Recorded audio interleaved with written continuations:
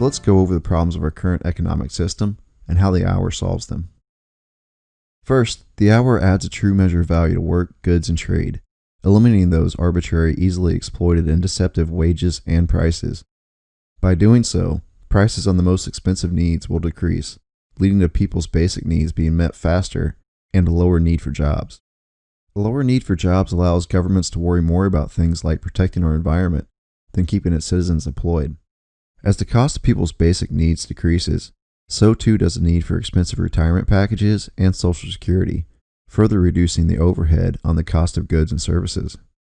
When the average person is able to pay off their home in a matter of years instead of decades, governments would no longer be in a position to decide between efficiency and employment.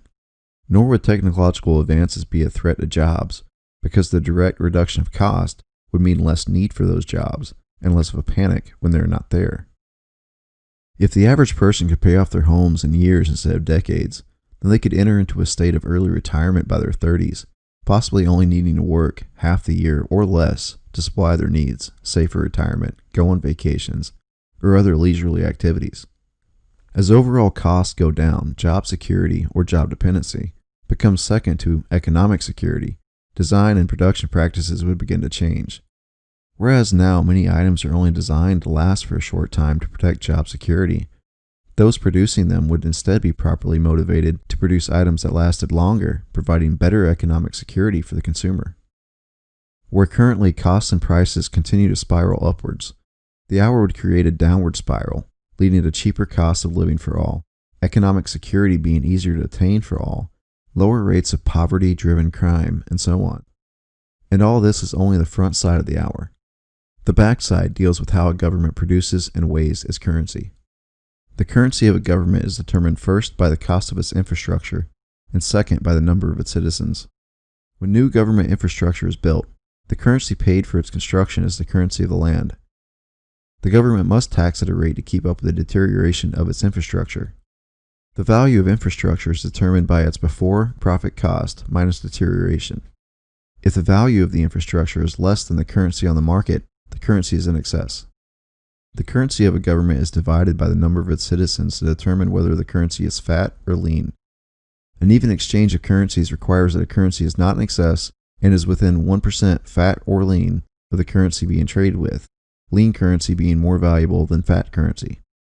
This design of the hour handles a few more problems. While GDP requires constant and increasing production and consumption, the hour does not.